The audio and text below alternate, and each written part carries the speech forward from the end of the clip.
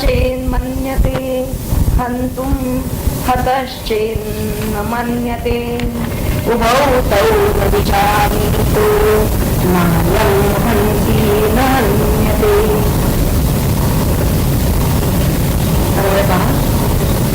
दुसरी गोष्ट त्या श्लोकातच आहे. त्या मंत्रात म्हणण्यात आहे हंता चेत हंतुं मन्यते हता चेत हतं मन्यते उभौ तौ विजानीतः अयं न हन्ति न हन्यते.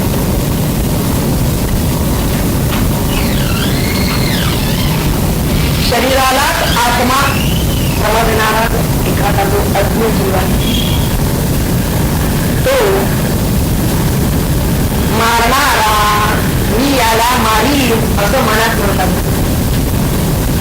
आणि जो दुसरा की मारला गेलेला तो मी मारला गेलो असं समजू लागला.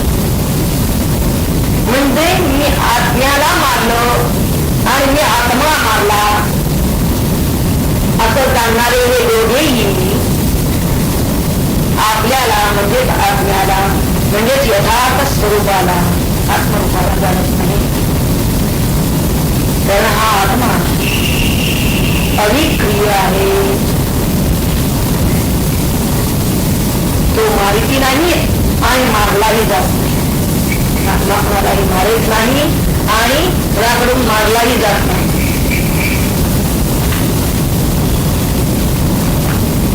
आत्म्याला मिळत आणणारा जो अज्ञ जीव आहे त्याच्याच बाबतीत धर्माधर्मरूप संसार विषय आहे. ब्रह्मज्ञाच्या बाबतीत नाही. आत्मा हा अविनाशी आहे. तरी सुद्धा शरीराच्या ठिकाणीच आत्मत्व बुद्धी ठेवणारा म्हणजे हा साधणारा शरीर हे देह म्हणजेच मी असं जो मानणारा जीव आहे तो मात्र मी मारणारा आहे किंवा मी मारला गेलो असं समजत असतो. आणि या उभयविधतेने समजणारे जे आहेत ते अज्ञानी आहे असं या मंत्रात म्हणण्यात आहे. कारण आत्मा हा मुळातच आकाशाप्रमाणे तो अविक्रिय आहे. आकाशाच्या बाबतीत जसं म्हणलं जातं तिथे पाण्याला भिजत नाही, पत्रानं तोडलं जात नाही, वायू त्याला उडू शकत नाही, अग्नी त्याला जाळू शकत नाही. त्याच प्रकारे आत्मा सुद्धा कोणाकडूनही मारित नाही आणि कोणाकडूनही मारला जात नाही. आत्म्याच्या ठिकाणी जर उत्पत्ती इत्यादी ज्या गोष्टी आहेत ते विकार मागच्या मंत्रात जिंकले गेले अस्तीच्या होते वर्गते वगैरे. पण या सर्व विकारांनी रहित असा हा आत्मा आहे हे आपण मागे पाहिलं नाही. आणि म्हणून तो लौकिक किंवा शास्त्रीय या कर्मांचा अधिकारी तो कर्म करणे हा भाग याच्या बाबतीत करत तो कर्मावर येत नाही. कर्मावर येत नाही म्हणून त्याला संसाराची म्हणजे पुनरपि जननम पुनरपि मरणम या संसाराची त्याला प्राप्ती होत नाही.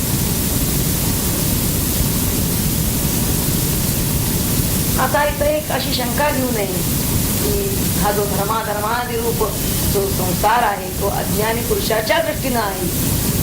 ब्रह्मज्ञानी पुरुषाच्या दृष्टीनं वास्तविक हा संसार म्हणजे जन्ममरण रूप संसार त्याच्या दृष्टीनं नाही. कारण त्याचा आत्मबोध त्याची बुद्धी ही आत्मिक स्थिर आहे. तो आपल्याला अमर असा आत्मा समजतो. आपल्याला तो देह समजत नाही. आणि अज्ञ जीवाची अवस्था त्याच्या बरोबर उलट आहे. तो स्वतःला एक देह म्हणून त्याला देहाचं मरण हे माझं मरण असं. विवेकी सर्वदा मुक्ता कुर्वतो नास्ति कर्तृता अलेपवादम आश्रित्य श्रीकृष्ण जनको यथा दृष्टांत दिलेले आहेत. तर जनक राजा जसा होता किंवा कृष्ण साक्षात जसे होते त्यांच्या ठिकाणी अलेप वाद होता. कशाचाही लेप लावून घेतलेला नाही. कर्म केलं नाही असं नाही. कर्म करून सुद्धा त्या कर्मांचा लेप त्यांना का लागला नाही? कारण नास्ती कर्तृता, त्यांच्या ठिकाणी कर्तृत्व बुद्धी ही मग कर्म अपूर्वता त्यांनी केली कर्म, परंतु कर्तृत्व बुद्धीनं अहम बुद्धीनं केली नाही. कारण ते विवेकी होते आणि जे विवेकी असतात ते सर्वदा मुक्त.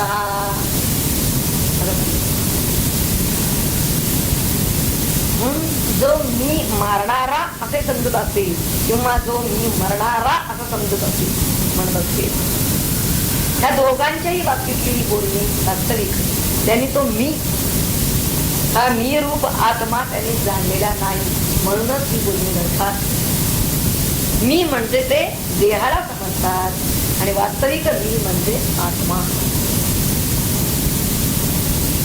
मी कोण हे समजण्याची त्यांची गफलत झालेली आहे. समजा घट फुटला तरी आकाश आहे,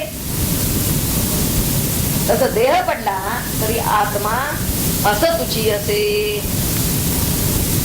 म्हणजे अबाधित सत त्याचं स्वरूप जर काय असेल तर नित्य असणारी अशी ही गोष्ट आहे. आणि ती एकच गोष्ट आहे, ती म्हणजे आत्मा. होणाऱ्या आणि जाणाऱ्या अशा गोष्टी अनेक आहेत, होय जाय, परंतु असणारी आणि नित्य असणारी अशी गोष्ट एकच आहे आणि ती म्हणजे आत्मा.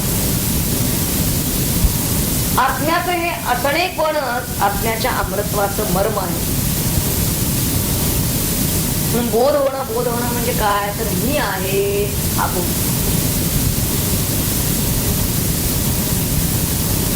आणि ठाम बोध केव्हा मी आहे, म्हणजे देहाच्या असण्या नसण्यावर माझं अस्तित्व अवलंबून नाही, तर मी आहे हा ठाम बोध. आणि बोधरूप होणं म्हणजे काय? मीच आहे याचा विचाराचरामध्ये मीच करून आहे, हा बोधरूप होणं याला म्हणतात.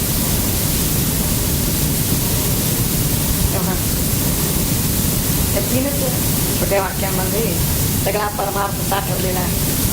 अनुभूतीला आपण घेण्याचा परमार्थ तेवढाच आहे. सद्गुरु त्याला सांगतात मी आहे, सोहम, तो मी आहे हा बोध त्याला देतात. त्यांना तो अनुभवायचा आहे अंतरी, जे मी आहे हा त्यांना अनुभव घ्यायचा. इथं आपण पाहिलं की आत्म्याच्या अमृतत्वाचं मर्म कशात आहे, तर या आपल्या असणेपणात आहे, कोणेपणात नाही. म्हणून काही व्हायच्या नादाला लागू नका. तर काही असा याचा अर्थ सर्व असा. तेव्हा हे ज्याला कळलेलं आहे हे अमृतत्वाचं म्हणजे असणेपणाचं मर्म, तो देहाला कधीच मी म्हणणार नाही. त्याचा देह तादात्म्य आपोआप होते आणि तो आत्मरूप होईल. आत्म्याचं यथार्थ स्वरूप तो कसं जाणतो हे पुढच्या मंत्रामध्ये त्यांनी सांगितलेलं आहे. मंत्र 20वा. अणोरणीयान महतो महीयान आत्मास्य जंतोर निहितो गुहायां समाक्रतु पश्यति वीत शोको धातु प्रसादान महिमानमात्मनः. आधी अन्वय बघूया. अणोह अणीयान महतो महीयान आत्मा अस्य जंतोः गुहायां निहितः तम अक्रतुः धातु प्रसादात् आत्मनः महिमानं पश्यति वीतशोकः.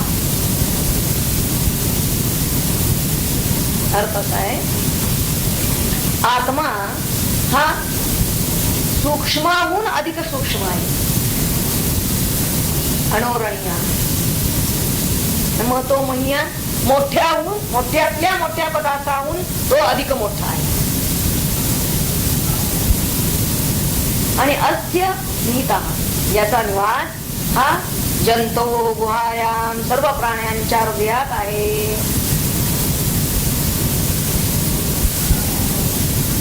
जो निष्काम मनुष्य, अक्रतु निष्काम मनुष्य,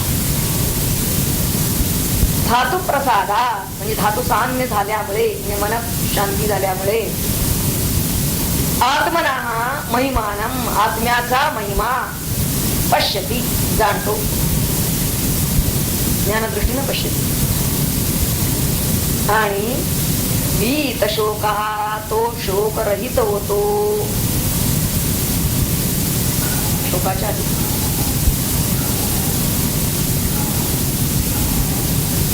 या मंत्रात म्हणलेलं आहे, आत्मा हा अत्यंत सूक्ष्म वस्तूपेक्षा ही सूक्ष्म आहे, अतिसूक्ष्म.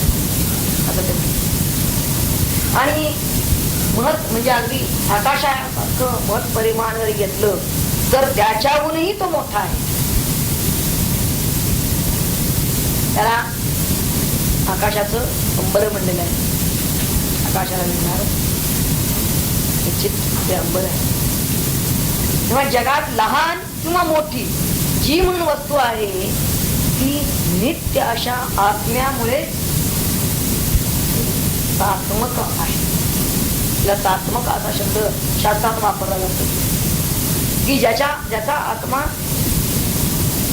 त्याचा अंतर्याम जर पाहिलं आपण तर त्याचा आत्माच आहे. बाह्य आकार त्याचा लहान असो मोठा, अंतर्याम काय, अंतरंग काय आहे, आत्मा. आणि जी वस्तू आत्मस्वरूपानं रहित असते तिला निरात्मक असं म्हणलं जातं. निरात्मक वस्तू म्हणजेच काय, काल्पनिक वस्तू, आभासिक वस्तू. आता शशशृंग, मृगजल, त्याला अस्तित्व नाही. त्या वस्तूंना अस्तित्व असत नाही. थोडक्यात साध्या शब्दात सांगायचं, शास्त्रीय भाषा जरा सात्मक निरात्मक बाजूला ठेवली. ज्या गोष्टींना अस्तित्व असतं ती गोष्ट सात्मक असते, म्हणजे तिच्या ठिकाणी आत्मा आहे, अस्तित्व असणारी गोष्ट. आणि ज्या गोष्टीचं अस्तित्व सिद्ध होत नाही म्हणजे जी काल्पनिक असते, कल्पनेनं नुसती आभासिक अशी जी असते ती निरात्मक असते. तिथं काही आत्म्याचा संबंध येत नाही. कारण आत्मा कसा आहे, सत हे आत्म्याचं स्वरूप आहे, त्याला अस्तित्व आहे. ज्या गोष्टीला अस्तित्व नाही त्या गोष्टीत आत्मा असण्याचा प्रश्न येत नाही. आत्मा हा सर्व नामरूप वस्तू बाधिका आहे. सर्व नामरूपाला आलेल्या ज्या ज्या म्हणून काही वस्तू असतील त्यामध्ये आत्मा आहे. म्हणून तो लहानापेक्षा लहान आणि मोठ्यापेक्षा मोठा असा समजला जातो. आता यामध्ये काही विरोध नाही आहे या सांगण्यामध्ये.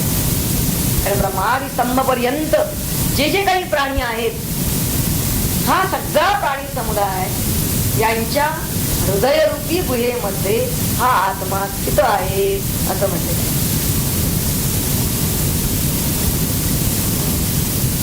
श्रवण मनादी ज्या इंद्रियांच्या ज्या काही क्रिया आहेत त्याच्यावरून त्या व्यतिरिक्त त्या आत्म्याचं ज्ञान हे अक्रतू असा शब्द वापरलाय. म्हणजे अकाम असा जो पुरुष, अक्रतू निष्काम असा पुरुष म्हणजे ज्यानं दृष्ट अदृष्ट असे सगळे बाह्य विषय त्यापासून जो निवृत्त झालेला आहे असा जो कोणी आहे त्यापासून ज्याची बुद्धी अगदी पूर्णतः बाजूला राहिलेली आहे. काय राहिलेली आहे, विषय बाजूला राहिलेत म्हणजे त्याची बुद्धी त्या सर्व विषयांपासून बाजूला राहिली, अलग राहिली. अशा त्या निष्काम पुरुषाला आत्म्याचं यथार्थ स्वरूप कळतं. तोच त्याला पश्यती म्हणजे जाणू शकतो. कसं का? धातू प्रसादात असं म्हणते. धातू प्रसादात मनुष्य ज्यावेळी निष्काम होतो, अक्रतू होतो, त्यावेळी त्याची सगळी मनप्रवृत्तीची साधनं आहेत, इंद्रिय सगळी आणि मन 11 इंद्रिय मन, ही जी साधनं आहेत ती शरीराचं धारण करतात. म्हणून त्या सर्व इंद्रिय मनाला धातू अशी संज्ञा मिळाली. आणि या सर्व इंद्रियाधिकांचा बाह्य विषयांच्या पासून आत्मस्वरूपाच्या ठिकाणी उपरम झाला. या आत्मस्वरूपाच्या ठिकाणी अंतर्यामी बाह्य विषय काहीही नाही असं जेव्हा होतं, त्याच वेळी आत्म्याचं खरंच स्वरूप, यथार्थ स्वरूप तो जाणू शकतो. जर तिथं अंतर्यामी आधीच एखादा का असेना विषय जर बसलेला असेल तर त्याला आत्म्याचं स्वरूप समजणार नाही. कारण आत्मा हा निरविषय आहे. मुळातच तो वृद्धी क्षय रहित आहे. त्याचं स्वरूप त्याला वाढही नाही आणि त्याला क्षयही नाही. असा जो आहे जे लहानाहून लहान मोठ्याहून मोठा असं म्हणलंय ना, त्या सगळ्यात तो आहे. त्यांना सांगायचं आहे की हे सांगणं काही असं विरोधी सांगणं नाहीये. आत्मा हा मुळातच वृद्धी आणि क्षय, वाढ आणि क्षय यातून रहित आहे. त्याच्या ठिकाणी धर्म नाही. जो कोणी अयम अहम हा मी आहे असं प्रत्यक्ष अप्रोक्ष स्वरूपानं जाणतं, ज्याला अशी अप्रोक्ष अनुभूती येते, तो शोभित शोका, तो सर्व शोक रहित होतो असं म्हणतात.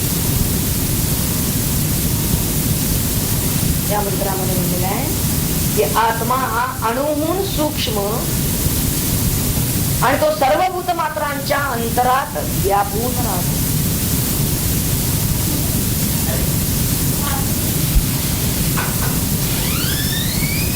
सर्व रूप असलेला आणि सर्वाहून मोठा. सर्वाहून मोठा याला का म्हणलं? कारण हा सर्व रूप आहे. जे जे काही आकाराला म्हणून आलेला आहे त्या त्या सगळ्यामध्ये तो आहे. म्हणून हा अनंत विश्वाचा जे जे जेवढं म्हणून विश्व विस्तार झालेला आहे तेवढा सगळा आभास या आत्मस्वरूपाच्या एका अंशावर आहे असं म्हटलेलं आहे भगवंताने. एकांशेन स्थितो जगत भगवान. हा सगळा विश्वाचा आभास, नामरूप याला तरी आभास, हा भगवंताच्या त्या आत्मस्वरूपाच्या एका अंशावर स्थित आहे. इतकंच काय, अमर्याद आकाश सुद्धा त्याच्या व्याप्तीपुढे लहानच आहे. हा महत्व महियान किती आहे सांगायचं. सर्व जीवसृष्टी ज्याच्यामुळे जगते आणि अनेक वस्तू त्याच्या त्याचा गुणासकट तिथं राहतात. असं हे सृष्टीचक्र चालवणारा जो आहे,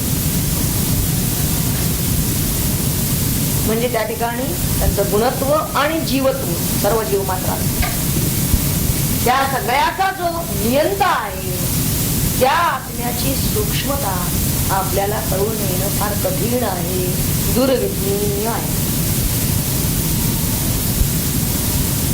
तो मनुष्याच्या गुहेत राहतो, हृदयात राहतो. ही बुद्धिरूपी गुहा आहे आणि तिथं वस्ती त्याची आहे. पण निष्काम झालेले जे लोक जाणते आहेत तेच फक्त याला पाहू शकतात असं या मंत्रात सांगितलेलं. जे निष्काम झालेले आहे, अन्य कोणतीही कामना ज्यांना नाहीये, असे जे आहेत ते काय करत असतात?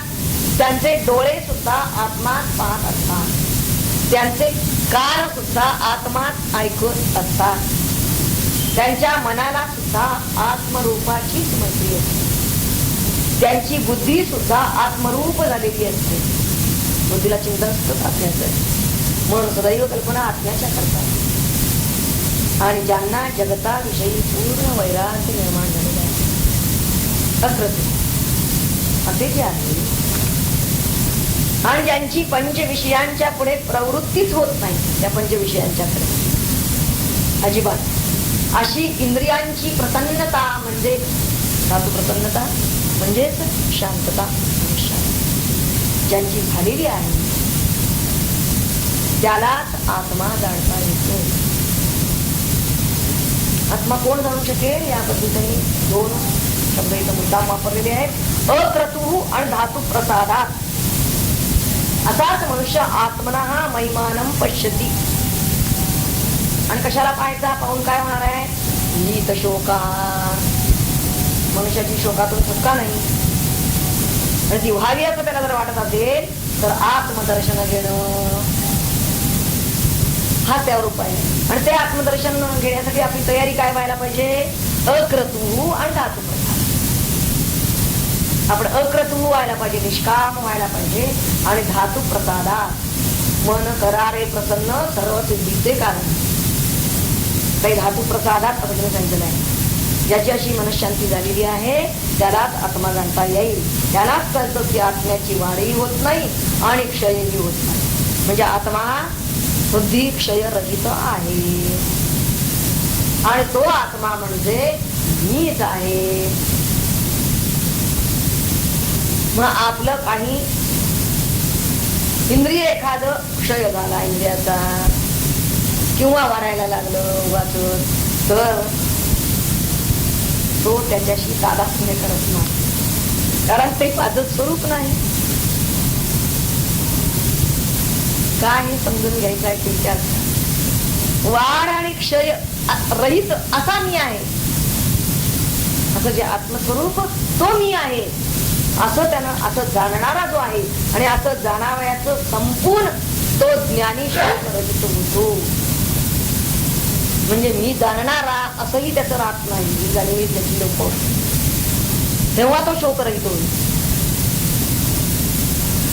शोक ही अज्ञानाची मूर्ती आहे आणि त्यामध्ये मी माझं हे सारखं चालूच आहे त्यांचं. पण ज्ञानी मात्र सर्वत्र स्वतःला पाहत असतो आणि म्हणून तो शोकरहित होतो. कारण शोक हा वासनेतून निर्माण होतो.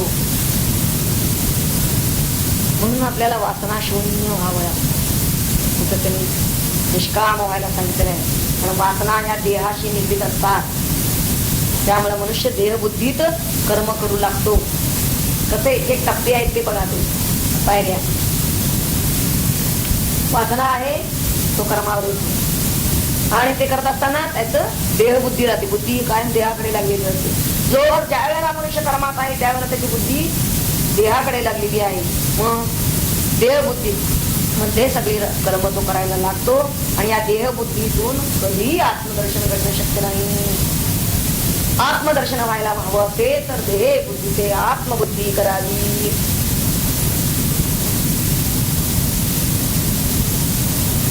आता इथे धातू प्रसादात अत्यंत मार्मिक शब्द आलेला आहे. धातू या शब्दाचे अर्थही अनेक होतात.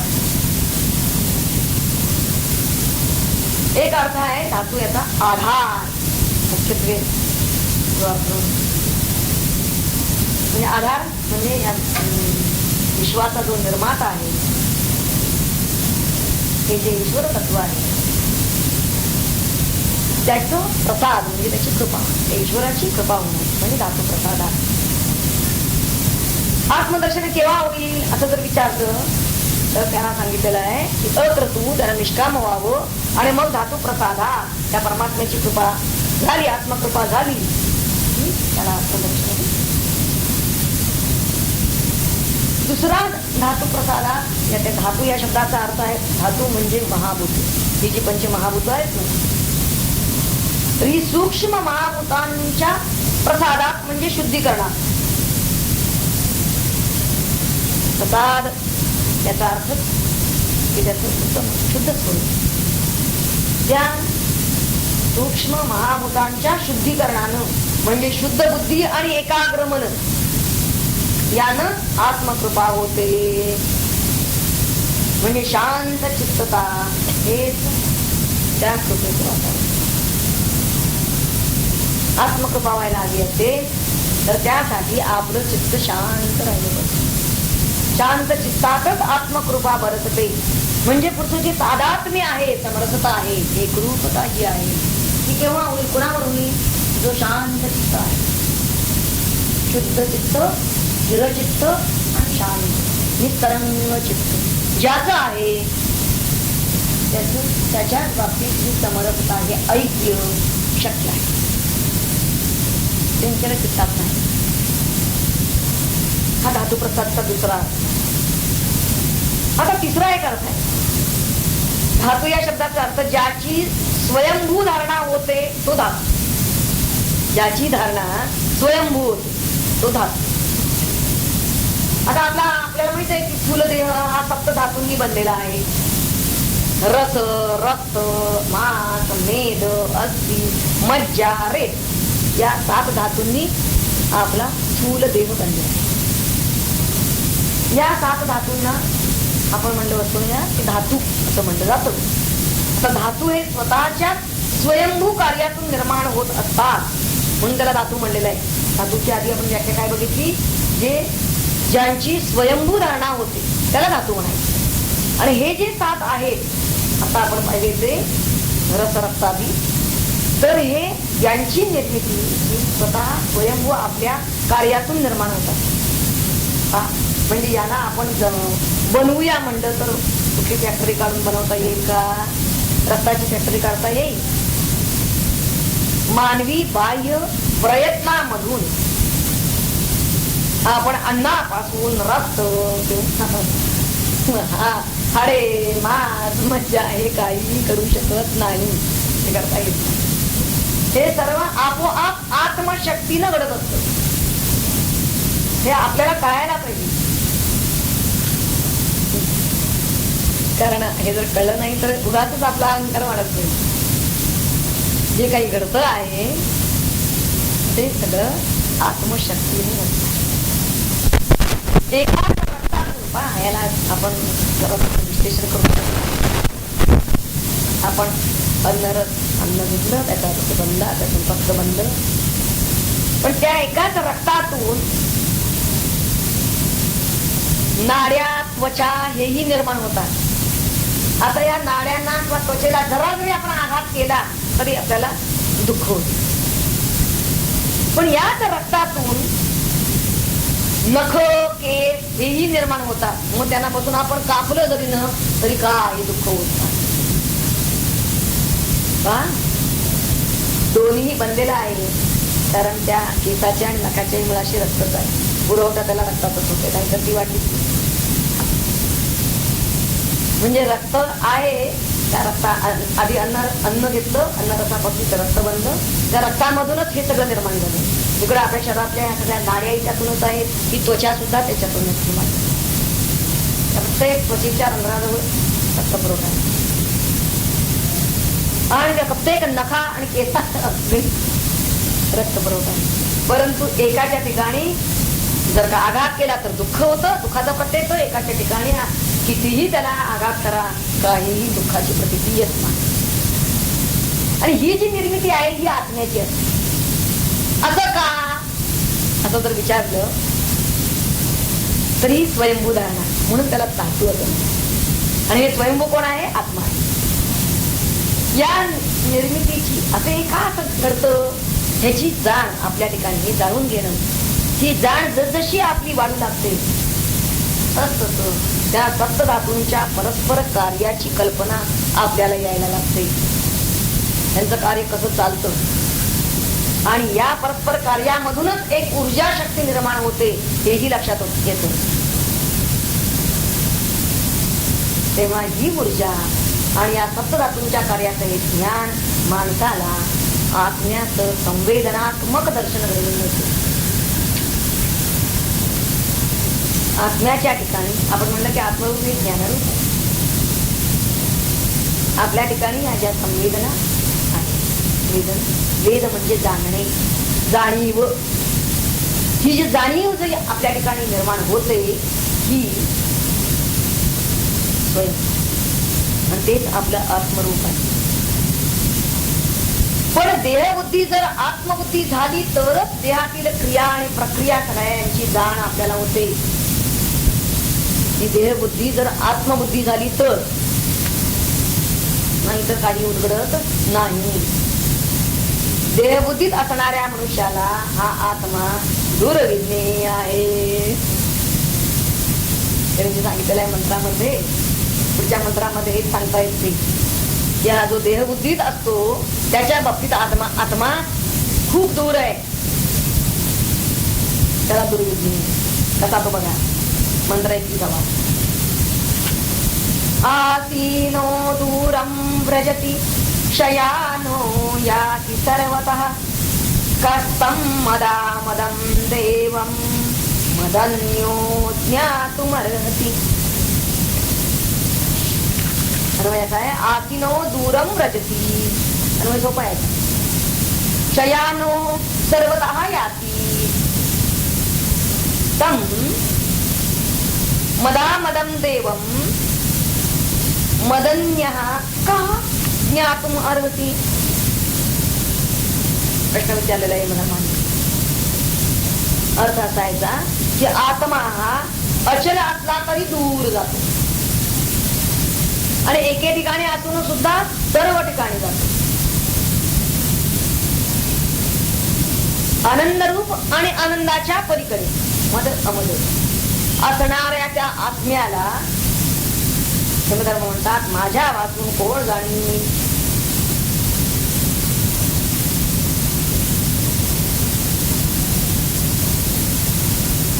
त्या मंत्रात त्यांनी म्हणलेलं आहे की हा आत्मा एकत्र अचल अवस्थित असताना एका ठिकाणी. असं कधी आपलं इतर गोष्टीचं होतंय का पहा. एखादी गोष्ट आता आपण देह आपला इथं तिथं आहे म्हणल्यानंतर तो दुसरीकडे तिथं होऊ शकत नाही. दुसरी अन्य कोणतीही गोष्ट आत्मा सोडून दुसरी कोणतीही गोष्ट अशी होऊ शकत नाही की एका ठिकाणी ती स्थित असेल तर ती दुसरीकडे सुद्धा राहू शकेल. असं कधी आत्म्याशिवाय दुसऱ्या कोणत्याही बाबतीत असं बोलता येत नाही. पण आत्मा मात्र मन ते त्याला तर अधिगती आहे. ते कधी एका ठिकाणी राहणार नाही. निर्णयातून तर जायचे पण मन गेलेलं. पण आत्मा मात्र अचल आहे.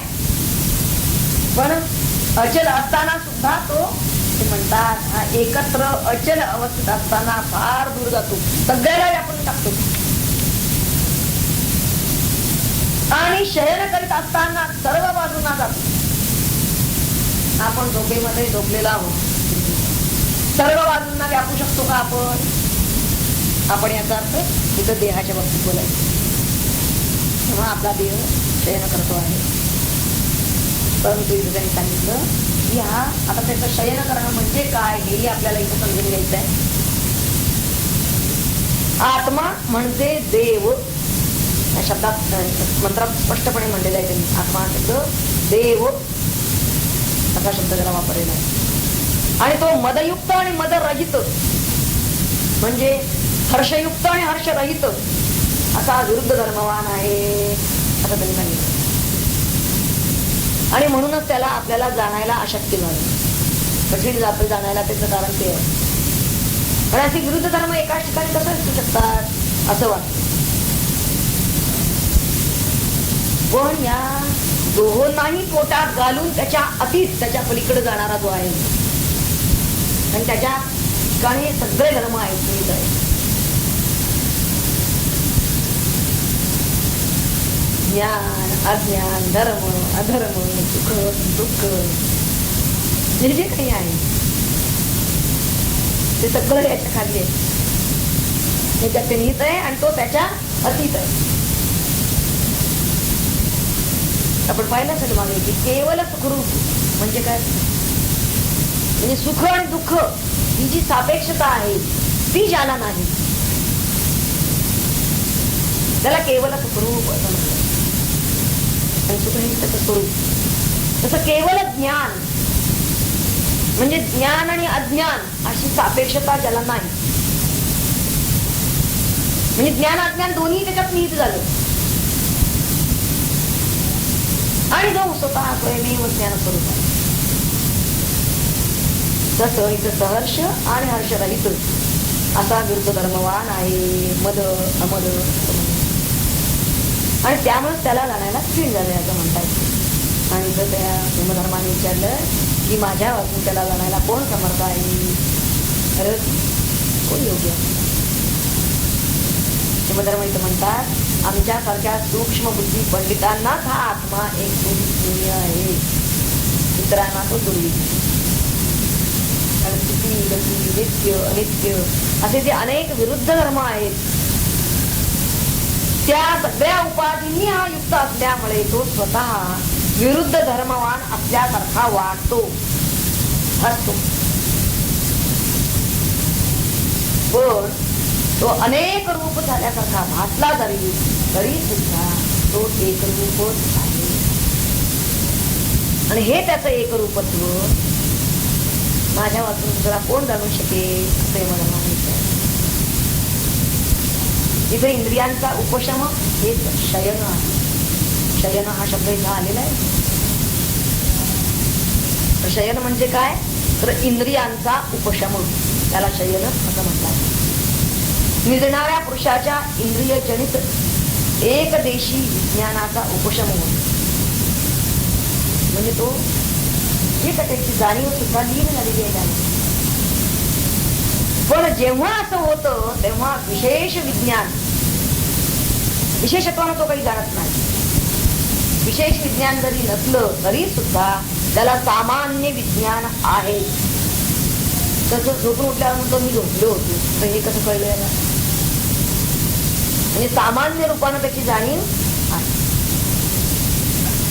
आत्मभान ते त्याचं जागा आहे.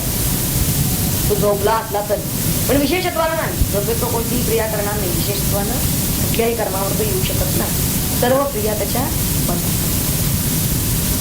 त्यामुळे जणू काही तो सर्वतः जातो, पण तो जेव्हा विशेष विज्ञानात स्थित असतो म्हणजे जागृत अवस्थेमध्ये असतो, विशेष विज्ञानात असतो याचा.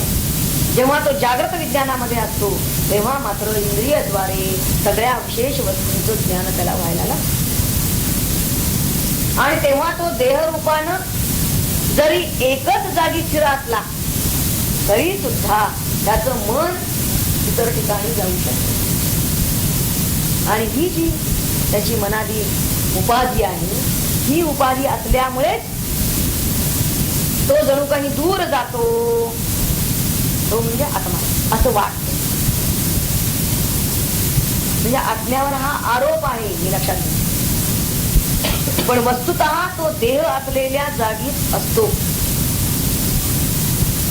त्यावेळेला जे वाटतं की तो दूर गेला. त्याचं काय गेलेलं आहे दूर? मन. गमन कुणाला आहे? मनाला. या मंत्रामध्ये धर्म आपल्याला सांगतायत की विषयाभिलाषी असा जो सामान्य मनुष्य त्याच्या बाबतीत हा आत्मा दुर्विज्ञेय आहे. कारण शयन म्हणजे आपल्या इंद्रियांचा पूर्ण उपशम झाल्याशिवाय स्पष्टपणे म्हणलेलं आहे, ज्याचा असा पूर्ण उपशम होईल त्याला हा आत्मा दुर्विज्ञेय होईल. तर आत्मा अचल आणि स्थिर असला तरी तो अज्ञानी लोकांना मात्र तो दूर जातो आहे, चल आहे असं वाटतं. अज्ञानी लोकांना असं वाटतं. ज्ञानांचा अनुभव काय आहे? त्यांच्या लक्षी तो अचल आहे, त्याला आवागमन नाही. पण अज्ञानी लोकांना मात्र, कारण त्यांनी काय केलेलं आहे, त्या आत्म्याला देहाला समजून बसलेली आहे. देह इंद्रियांना ते आत्मा समजून बसलेली आहे. म्हणून त्यांच्या लेखी अशी विपरीत समजून होऊ शकते. जागृत स्वप्नावस्थेमध्ये मनाधिकरणांचा, मन इतर इंद्रिय करण म्हणजे साक्षी रूपानं हा कुटस्थ अचल असतो. जागृत दशेमध्ये आपण पाहतो की आपण सर्व इंद्रिय, कर्मेंद्रिय, ज्ञानेंद्रिय आणि मन कार्यरत आहे. आणि यावेळी हा आत्मा साक्षी आहे. म्हणजे जी काही कर्म घडतात त्या सगळ्याला हा साक्षी असतो. इंद्रियाधिकांचा व्यापार झाला की तो त्या विषय देशात त्या त्या प्रदेशात म्हणजे त्या त्या विषयामध्ये तो गेल्यासारखा वाटतो. फक्त तो तिथं गेल्यासारखा वाटतो. प्रत्यक्षात काय गेलेला आहे की ती इंद्रिय जातात त्यांच्याबरोबर ते बोल जातात. पण त्यावेळी मात्र फक्त तो गेल्यासारखा वाटतो आहे. पण ज्यावेळी सुषुप्ती अवस्थेमध्ये सर्व इंद्रियांचा उपशम झालेला असतो त्यावेळी तो आत्मा निर्ल्यासारखा तिथं तो निर्ल्यासारखा भासतो. म्हणजे आत्मा हा तीनही अवस्था आहे तिथं आहे. कसा तो सगळ्याही तीनही अवस्थांना व्यापून आहे, सर्वत्र व्यापक तो कसा आहे हे सांगायचं. आपल्या जागृतीतही तो साक्षी रूपानं आहे, स्वप्नातही तो साक्षी रूपानं आहे आणि सुषुप्तीतही तो साक्षी रूपानं आहे. तो मदामद म्हणजे सुख दुःख युक्त अशा विरुद्ध धर्मांनी युक्त असल्यासारखा वाटतो. म्हणूनच अज्ञानी लोकांना तो कळणं कठीण जातं. त्याच्या ठिकाणी हर्ष आणि हर्षरहित अशी अवस्था आहे असं वाटतं. समधर्म म्हणतात माझ्याशिवाय त्याला कोण जाणू शकेल, जाण्याची योग्यता कोणाची आहे असं त्यांनी विचारलं. आता या पंडितांना तो ज्ञेय का? कारण वास्तविक निरुपाधिक स्वरूपाने याचं विज्ञान स्वरूप, ज्ञान म्हणजेच अनुभवाचं ज्ञान, अनुभूती घेणे जे कळलेलं आहे. काय कळलेलं आहे तर हा सर्वत्र व्यापक आहे हे त्याचं व्यापक स्वरूप अनुभूतीनच कळणार आहे. नाहीतर एरवी त्याला ते आवागमन वाटेल, गमन केल्याप्रमाणे वाटेल. स्वतःच्या रूपानं स्थित असलं तरी सुद्धा उपाधीद्वारा ते दूर जात आहे असं वाटतं. हे जे आत्मस्वरूप आहे ते कसं पाहिलं तर अंतर्यामी स्थित आहे, अत्यंत स्थिर असं तत्व आहे. पण तरी सुद्धा उपाधी ती दूर जाते. म्हणून त्या उपाधीद्वारा फक्त असं वाटतं की ते दूर गेले. वास्तविक ते तत्व प्रचंड आहे.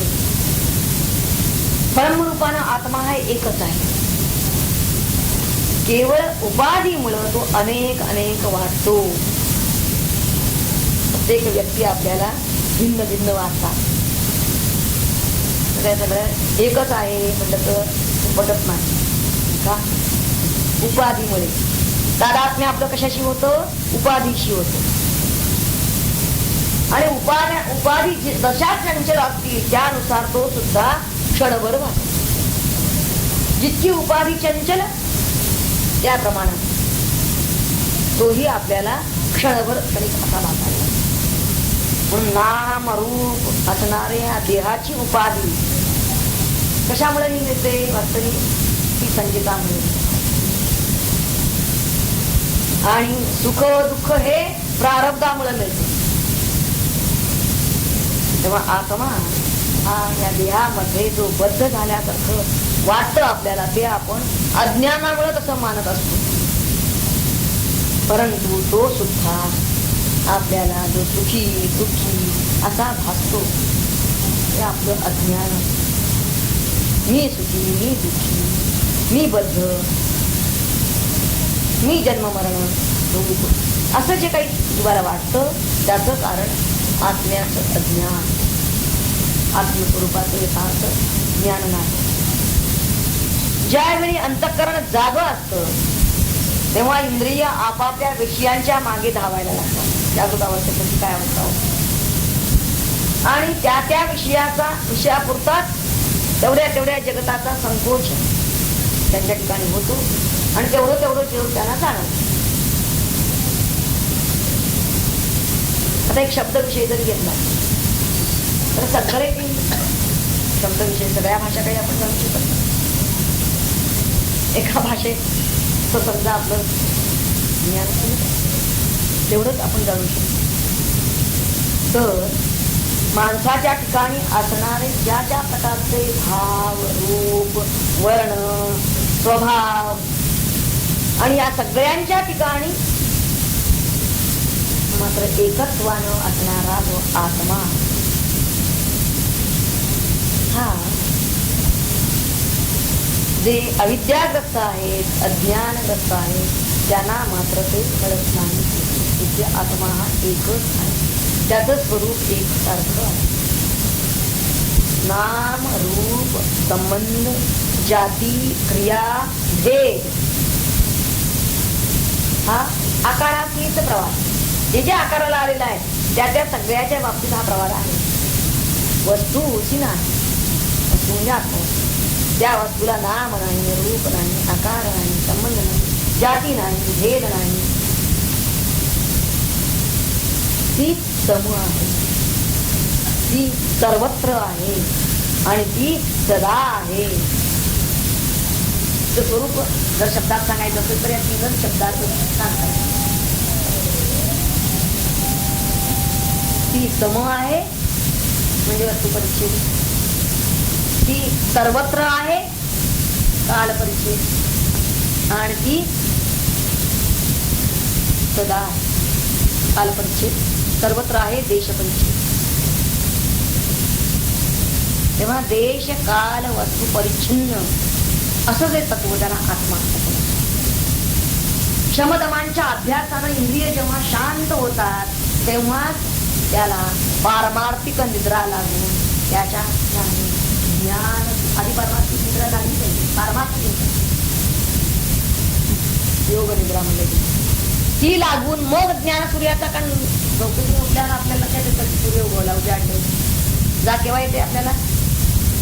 जेव्हा उजाडतो तेव्हा झाले. दिवसाचे झोपण्याचं सांगितलेलं नाही.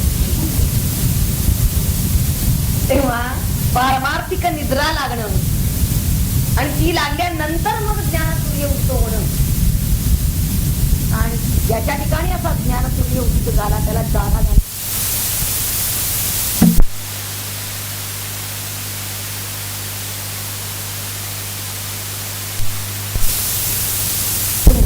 आणि शुद्ध होणं आणि मग सूक्ष्म अशी ज्याची बुद्धी झालेली आहे तोच आत्म्याला यथार्थ जाणू शकेल.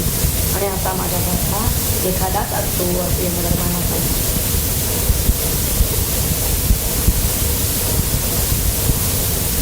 मंत्र 22वा निदान वाक्य करू. तुझा मंत्राचा आहे अशरीरम शरीरेष्वनवस्थेष्वस्थितं महान्तं विभुमात्मानं मत्वा धीरो न शोचति. अन्वयाचा आहे शरीरेषु अशरीरम अनवस्थेषु अवस्थितं महान्तं विभुम आत्मानं मत्वा धीरः न शोचति. साधारण असं काय थोडा बघू आणि स्पष्ट करून विचारू. देव, पितर, मनुष्य इत्यादी शरीरामध्ये स्वतःच्या रूपाने आत्मा हा आकाश तुल्य आहे. शरीरेषु अशरीरम. आकाशाला शरीर आहे का? तो अशरीर आहे. त्या अशरीराला म्हणजे आकाशाप्रमाणे अशरीर असलेल्या त्या आत्म्याला अवस्थिती रहित असं म्हटलेलं आहे. अनवस्थेषु अवस्थित. अवस्थिती रहित म्हणजे अनित्य पदार्थामध्ये नित्य असणार. शब्द जरा तुम्ही जाडे घेतलेले पण ते आपल्याला समजून घेते. त्याचे सोपे शब्द काय करू सांगितले. पहिल्यांदा त्याने काय सांगितलं की हा कसा आहे? अशरीर आहे, पण तरी सुद्धा शरीरेषु शरीरामध्ये आहे पण अशरीर. अशरीरमध्ये म्हणजे दाखवा म्हणलं ताकद आहे. शिरण ते की शरीरात, पण हा काही शिरण होत नाही. हा वृद्धिक्षय रहित आहे. तेव्हा शरीर जसं दाखवता येतं तसं आत्मा दाखवा म्हणलं तर तो काही दिसत नाही. पुन्हा अनवस्थेषु अवस्थितम. हा अवस्थिती रहित आहे म्हणजे नित्य आहे, पण कसा? अनित्य पदार्थात राहतो. अनित्य पदार्थामध्ये स्थिर राहतो आणि स्वतः मात्र नित्य राहतो. असं आपल्याला अनित्य पदार्थामध्ये जे कधी शाश्वत नाही, जे नश्वर आहे त्याला अनित्य म्हणतात, क्षणिक आहे. अशा नाशवंत पदार्थामध्ये हा स्थित आहे. आणि कसा आहे? अगदी नित्य रूपानं स्थित आहे. तो कधी नाश पावत नाही, अविनाशी रूपात स्थित आहे. आणि निर्विकार असा हा महानतम विभूम, हा महान. पण हे महत्व म्हणजे जसं इतरांचं असतं, तिथे इतरांच्या अपेक्षेनं आलेलं महत्व आहे, तसं याचं महत्व नाही. याला महानतम म्हणलं तरी याला काही अपेक्षा नाहीये, याला महान. आणि याच्याहून महान दुसरं काय नाही, म्हणून याला महान म्हणलं गेलं. इतरांच्या अपेक्षेनं नाही आहे ते इतरांच्या. तेव्हा विभू म्हणजे व्यापी, पुढचं पद आहे विभूम म्हणजे व्यापणारा, सगळ्याला तो व्यापून आहे. अशा त्या आत्मानं, त्या आत्म्याला मत्वा म्हणजे आत्मशब्दाचं ग्रहण मानून घे, समजून घे. स्वतः जो स्वाभाविक अनन्यत्व ज्याच्या ठिकाणी आहे, मत्वा याचा अर्थ तो आहे की त्याला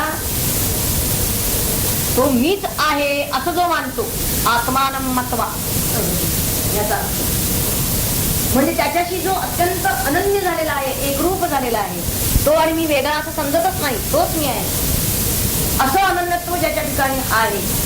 म्हणून इथं आत्मशब्द आत्मानं झालेला आहे, हा प्रत्येक आत्म्यासाठीच लावायचा आहे. प्रत्येक आत्मा याच अर्थानं आलेला आहे. प्रत्येक म्हणजे आपल्या अनुभूतीला येणारा आपलं आत्मभान, आपली मूळ जाणीव, या अर्थानं इथं आत्मानं शब्द आलेला आहे. तेव्हा त्या आत्म्याला हा मी असं मानू. आणि तो मत्वा म्हणजे कसं मानतो? हाच मी, इथपर्यंत तो पोचलेला पाहिजे. हाच मी, तो मी तोच असं त्यानं समजलेला आहे. हा जो मूळ जाणीव जी आहे, प्रत्येक आत्मा याचा अर्थ त्याची मूळ जाणीव, त्याचं आत्मभान, हे आत्मभान हाच मी असं तो समजतो. आणि असा समजणारा कोण असतो? धीरा, धीमान असतो. हे तरी किती सूक्ष्म बुद्धी झाल्याशिवाय त्याला समजणार नाही. आणि एवढं चिकाटी धैर्य पाहिजे तिथपर्यंत पोचायला. धीर नको म्हणत तर सोडून घेऊन नाही, कुठं आहे तो मी कुणा.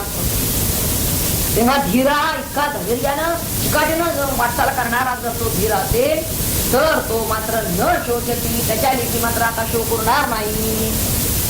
कश शोक त्याच्या लेखी शोक राहत नाही. शोक त्यांनी सांगितले शोकाच्या पलीकडे जातो. म्हणजे काय? कारण अशा प्रकारच्या आत्मव्यक्तीच्या बाबतीत शोक निर्माणच होत नाही. धर्माचे सांगतात, जरी हा आत्मा दुर्विज्ञेय असला तरी तो काही उपायाने तो विज्ञेय होतो. ते उपायाने तुम्हाला सांगतो.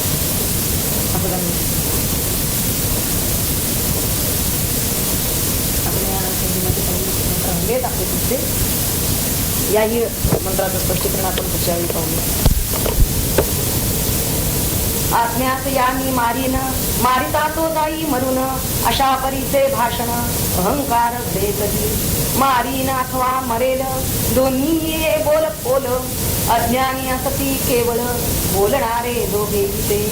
आत्म्याचे या स्वरूप खरे जाणतीन ते बोलणारे, या न मारिती हा न मरे, आत्मा तटस्थ आहे पुरा. यामुळेच आत्मज्ञानी मळत नाही कशानी, आसक्तीचा त्याच्या मनी अंशही ना उरल्याने. धर्माधर्म पुण्य पाप हा आसक्तीचा प्रताप, ब्रह्मज्ञानी हा निर्लेप निष्कामतेने कर्मातून. धूळ बसते घरोघरी ओल्या कोरड्या वस्तूवरी, ओले मळते कोरडे पडी स्वच्छ होते झटकताची. मार्मिक दृष्टांत आहे. आत्मज्ञाने आत्मज्ञानी राही आत्म्याच्या रक्षणी, म्हणून होतसे जीवनी गुणातीत आज्ञापरी. म्हणून आत्म्याचे यथार्थ ज्ञान अवश्य करणे संपादन, उमगले हे तुझी पूर्ण मनुष्यामध्ये नचिकेच्या. म्हणून या आत्म्याविषयी सांगतो तुझा नक्की, मात्र उणी न होऊ देई तुझ्या मनीची उत्कंठा. आता दृष्टांत एक अत्यंत मार्मिक दिलाय पाहते. की इतर सर्व म्हणतात कितीही आपण म्हणतात या विषयामध्ये मनुष्य आहेत या विषयावर तर राहू शकत नाही.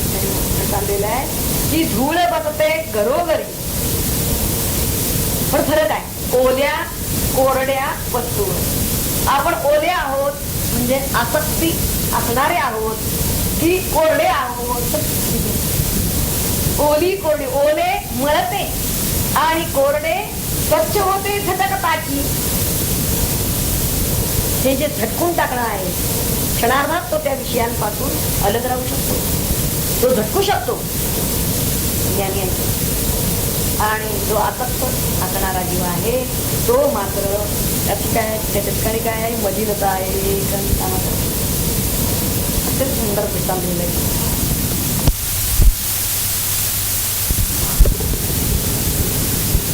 परंतु याला काय आहे, कुठलीही अवस्था नाही. तो अनित्य पदार्थामध्ये कसा आहे, नित्य आहे, निर्विकार आहे. पुढे त्यांनी म्हणलेलं आहे महानतम, तो महान आहे. पण हे महत्व त्याला अपेक्षित नाही. म्हणजे काय, म्हणजे इतरांच्या अपेक्षेनं असं नाहीये. अशी जर शंका आली असेल आपल्याला तर ते तसं नाही. कुणी अपेक्षा न करता त्याला हे मोठे पण मिळालेले आहे.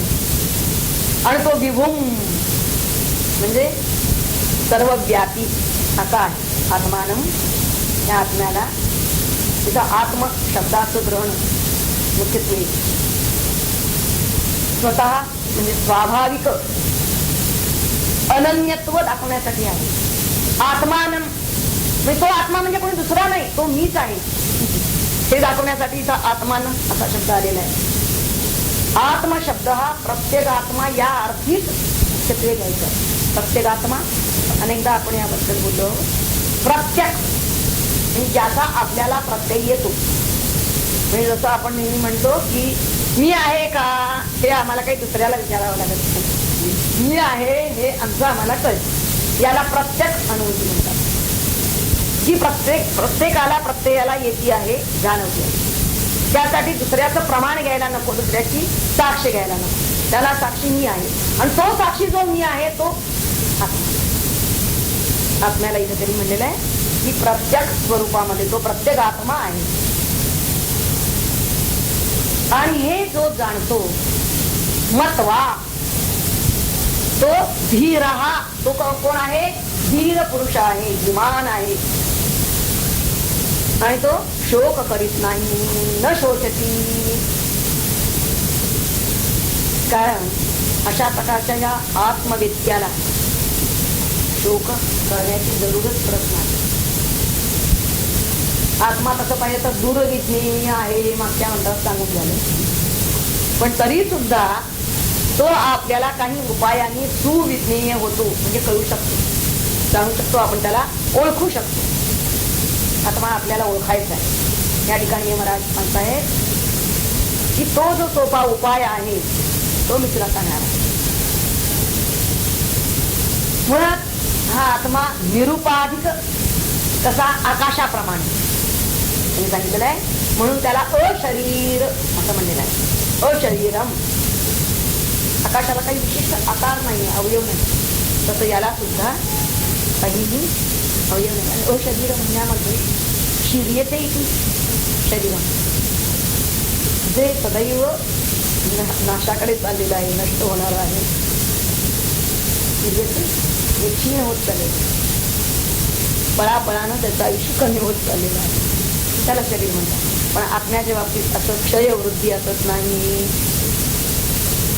आता हा निरवयव आहे म्हणून त्याला अशरीर म्हणलेलं आहे. तेव्हा तो नित्य आहे आणि शरीर कसं आहे, अनित्य आहे. पण अनित्य अशा शरीराच्या ठिकाणी तो नित्य रूपानं वास करतो. तेव्हा तो स्वतः अविकृत आहे. त्याच्या ठिकाणी विकार नाही, अविकारी आहे. शरीर कसं आहे, त्याला विकार आहे. अगदी जायते वर्धते विपरिणमते अपक्षयते नश्य, विकार आहे शरीराला. पण याला कोणताही विकार नाही. पुन्हा सर्व व्यापक म्हणजे सर्वत्र व्यापणारा, सगळ्याला व्यापून टाकणारा आहे. आणि हा महान आहे, महान आत्मा असं म्हणतात.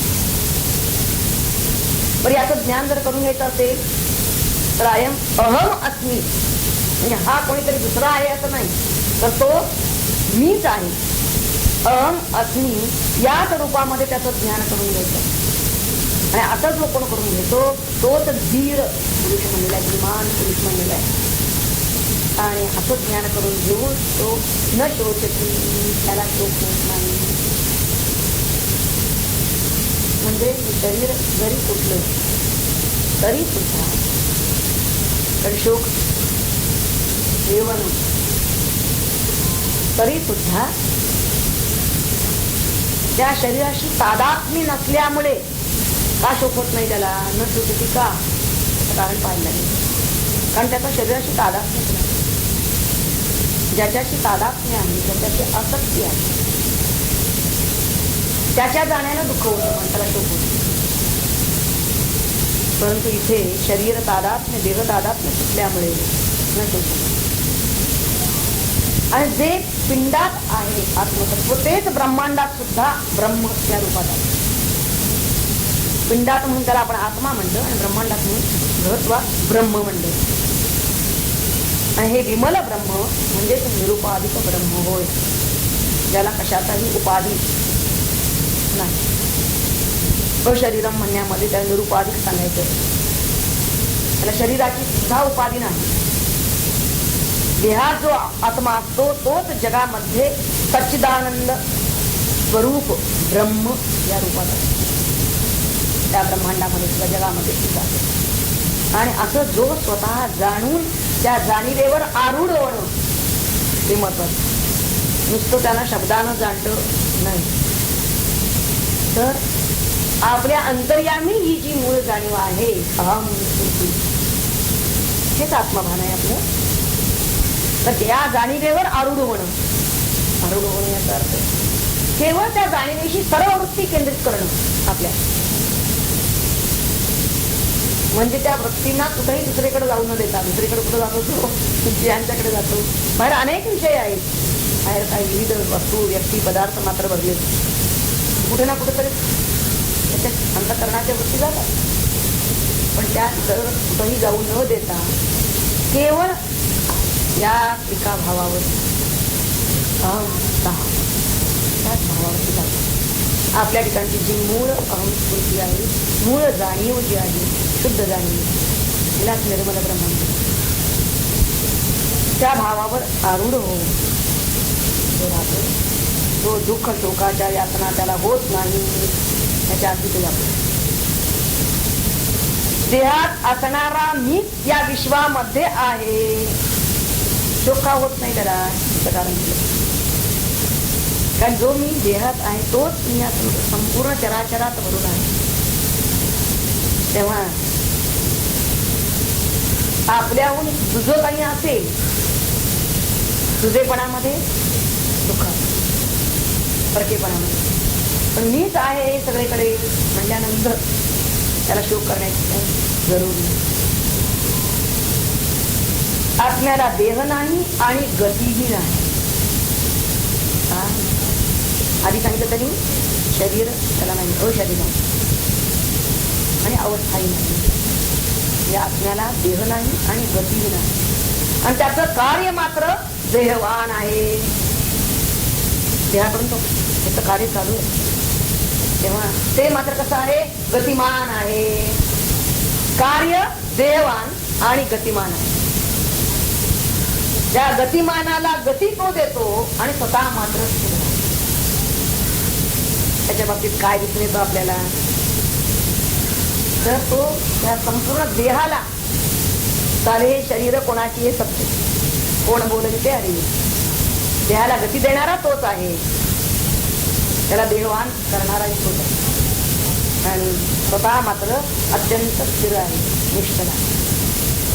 आणि तो विभू आहे असं इथं सांगितलेलं आहे. व्यापक आहे, सर्वजण तो महांत आहे, म्हणजे त्याचं सर्वश्रेष्ठ स्वरूप. याच्याहून आणखीन मोठा कोणी नाही, महान कोणी नाही. म्हणून तर याला धृत्वाश्रम म्हणलेलं आहे.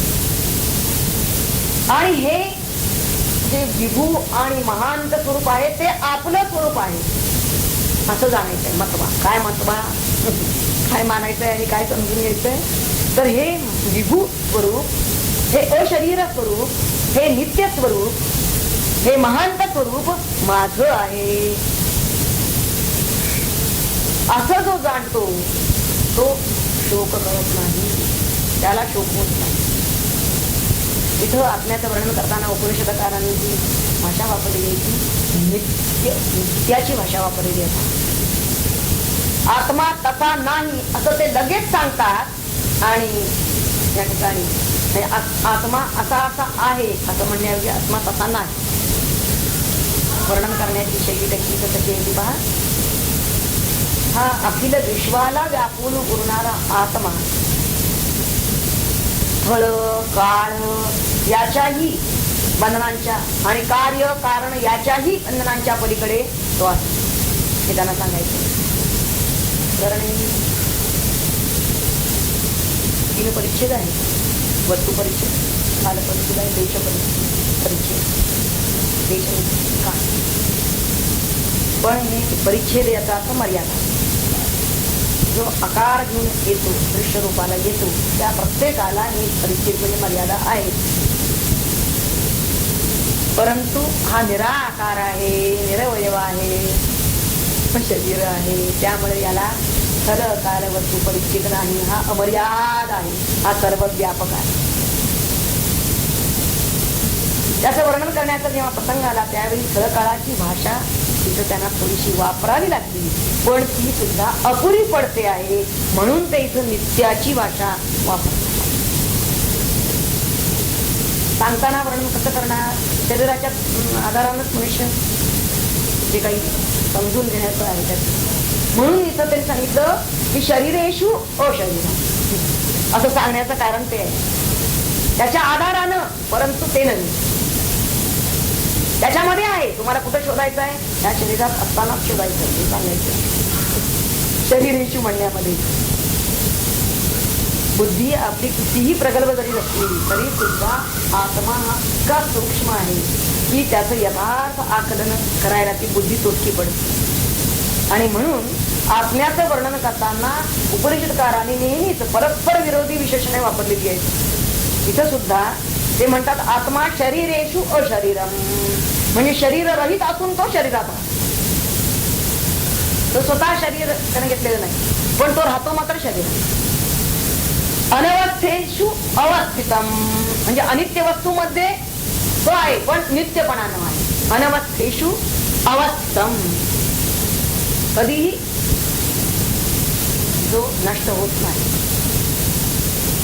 आणि त्याला आपण शरीरात असे पर्यंतच शोधायचा आहे. यासाठी ते म्हणतात कुठे शोधायचं त्याला? तर त्याला आपल्या अंतर्यामी आत्मानम, आपल्या अंतर्यामीच त्याला आपण शोधायचं आहे. आणि त्याची दुसरी आणखीन एक खूण सांगितली आहे त्यांनी, तो नित्य आहे. नित्य आहे, सदैव आहे असं नित्य असतं, त्याचं स्वरूप आहे. जे जे अनित्य आहे ते ते आपण बाजूला सरकवायला लागलो की मग त्याचा शोध आपल्याला लागेल. म्हणजे पुन्हा आणि भाषा अशी चाली ना की अनित्यामध्ये तो नित्य रूपानं आहे. इकडे म्हणायचं अनित्य, परंतु जे नित्य तत्व त्यातलं आहे म्हणजे थोडक्यात अनित्य बाजूला सरकवा म्हणजे जे उरेल ते नित्य, ते आत्मतत्व.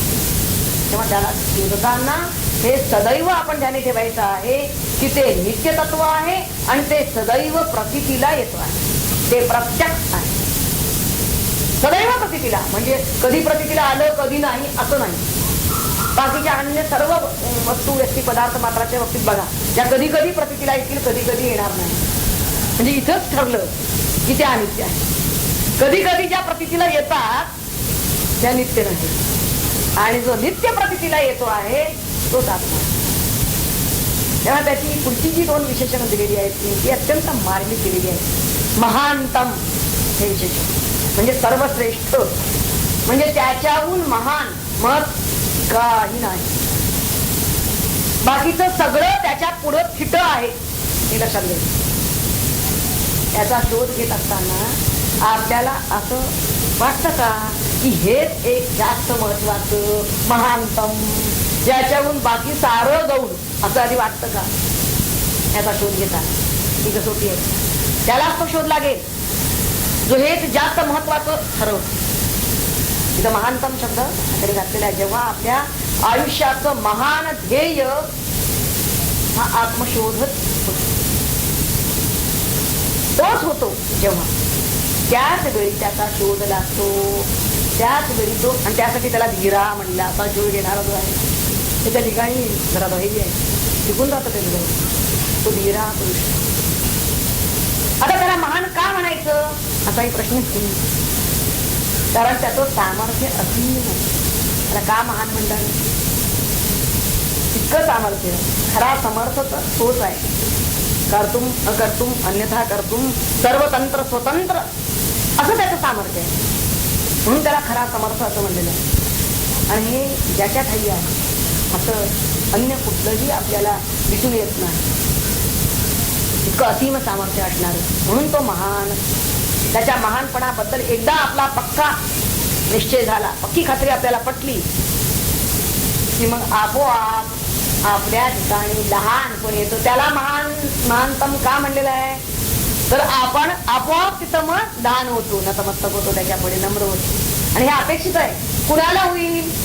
आत्मशोध लागेल, कुणाला आत्मज्ञान होईल, कोण आत्मरूप होईल, तर जो आधी त्याच्या पुढे नम्र होईल, जो त्याची महत्ता जाणून नम्र होतो, महत्ता जाणून, तोच आत्मा जाणू शकतो. हे सांगायचंय त्यांना त्या शब्दांमध्ये.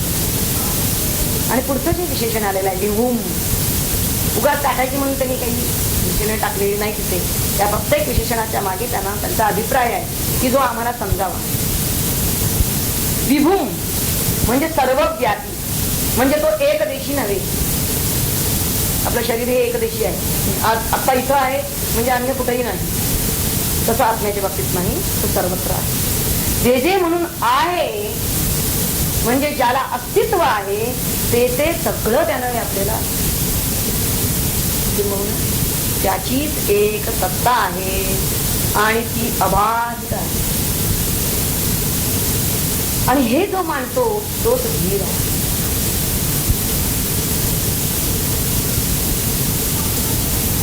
प्रत्येक बारीक सारी गोष्टीत सुद्धा आपलं अधिष्ठान सांगणारे जे आहे, ज्याच्या ठिकाणी हा आत्मा असतो तोच ते आपलं अधिष्ठान मानतो. पण ज्याला माहिती आहे की एक सत्ता आहे ती फक्त परमात्म्याची सत्ता आहे, आपण त्याच्या हातातलं बाहुलं आहोत प्रत्येक जण. हे ज्याला कळलेलं आहे तिथं त्याने धीर हा असा शब्द वापरलेला, कारण त्याचा अहम, त्यानं हा अहमचा टेंभा मिरवलेला नाहीये. अहमला टेंभा म्हणलंय तुम्ही. टेंभा त्याला म्हणतात, मशाला असतं त्याला टेंभा.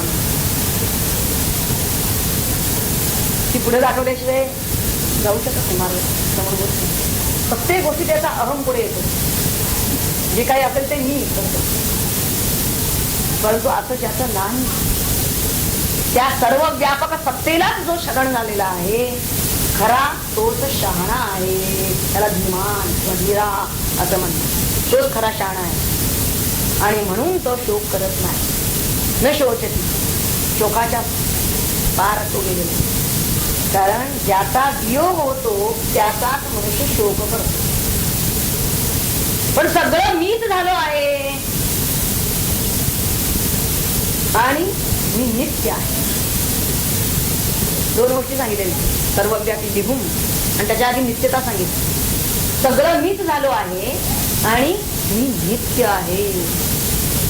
तेव्हा माझ्या स्वरूपाहून काहीही अलग होत नाही. एक सगळं काय आहे? आपलंच आहे. आपणच सगळं आहोत. तुझं इथं नावालाही नाही. हा बोध ज्याला झालेला आहे तो धीर, आणि म्हणून त्याला शोकाचा संभवच नाही. शोक उद्भवतच नाही त्याच्यात. त्या संपूर्ण मंत्रामध्ये यमधर्माने नचिकेताला नुसतं आत्म्याचं स्वरूपच सांगितलं याचं नाही, तर त्याचबरोबर हा आत्मा जाणून घ्यायचा असेल तर त्यानं आपलं हे प्रत्यक्ष स्वरूप कसं ओळखावं आणि नेमका उपाय काय करावा हे सांगायचं या मित्र आपल्याला. फलशती दिलेलं आहे त्याने 9 दिवसाची, हे फल दिलेलं आहे. असं धीर त्यानं व्हावं. पुढच्या मंत्रामध्ये ते फार सुंदर सांगताय. पुढचा मंत्र प्रसिद्ध आहे, अनेकदा आपण ऐकला असेल. नायमात्मा प्रवचनेन लभ्य न मेधया न बहुना श्रुतेन यमेवैष वृणुते तेन लभ्य तस्यैषात्मा विवृणुते तनुं स्वाम. आधी त्याच्यामध्ये वृणुते आहे आणि नंतर विवृणुते. अन्वय पहाडी. अयम आत्मा प्रवचनेन न लभ्यः न मेधया न बहुना श्रुतेन यम एव एषः वृणुते तेन लभ्यः तस्य एषः आत्मा स्वां तनुं विवृणते.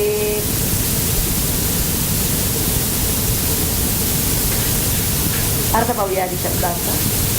हा आत्मा कसा आहे ते म्हणतात प्रवचनेन न लभ्या. अनेक वेदांचे पाठ आपण केलेले आहेत. चतुर्वेदी आहोत, द्विवेदी आहोत असं म्हणून काही तो लाभणार नाही. न लभ्या हो लाभणार नाही याचा अर्थ तो ज्ञेय होणार नाही, आम्हाला तो जाणून घेता येणार नाही. ग्रंथाचा अर्थ धारण करणारी ती शक्ती मेधा, त्या मेधा न मेधया असं म्हणलेलं आहे. म्हणजे एखादा ग्रंथ आमच्या चांगल्या लक्षात राहिला म्हणत असतो, पाठ केला परंतु पाठ केला तरी सुद्धा तो आम्ही आता तोंडपाठ म्हणून दाखवलं असं जर असेल तर तिला मेधा शक्ती धारणा शक्ती म्हणून. पण असं बऱ्याच पूर्वीच्या काळामध्ये अशा तऱ्हेनं हे पठण होत असेल आणि ज्याला उत्तम असं धारणा होती पठणाची, तो पुन्हा संपूर्ण ग्रंथाच्या ग्रंथ दशग्रंथी वगैरे जे लोक होऊन गेले आधी आहेत. लिखाणाची कला नव्हती परंतु हे सगळं पाठ केलं आणि पाठ केलं तर ते लक्षात राहिलं पाहिजे, ते स्मरणात राहणं पठण. परंतु ते म्हणतात की असे जरी दशग्रंथी लोक असले तरी सुद्धा त्यांनी आत्म्याचं स्वरूप जाणलेलं असेल असं नाही. 10 ग्रंथ तोंड पाठातून सुद्धा न मेधया न बहुना श्रुतेन. खूप ठिकाणी आम्ही श्रवण करतो, ऐकतो, किती वर्ष झाली काही वर्ष झाली सगळी प्रवचन आणि कीर्तन जेवढी म्हणून असतील तेवढी सगळी ऐकली चालली. ते म्हणतात न बहुना श्रुतेन, केवळ पुष्कळ श्रवणाने सुद्धा. म्हणजे आता यामध्ये असं आहे की सद्गुरू जेव्हा आपल्याला उपदेश करतात त्यावेळी तेही आपण ऐकतो ना, श्रवणच करतो. पण केवळ सिद्धाच्या उपदेशा वाचून केवळ आपल्या बुद्धीनं केलेल्या श्रवणाने किंवा उपनिषदांच्या विचारानं किंवा आत्मप्रतिपादन करणाऱ्या उपनिषदांना सोडून इतर शास्त्रांच्या विचारानं हा आपल्याला जाणता येत नाही. त्यात थोडी सूट दिलेली आहे भाष्यकाराने. कोणत्याच नुसतं श्रवणानं नाही म्हणून जर म्हणलं तर अनवस्था प्रसंग येईल. श्रवणानं हा काही ज्ञेय होणारा नाही. श्रवण ही एक मोठी भक्ती सांगितलेली आहे.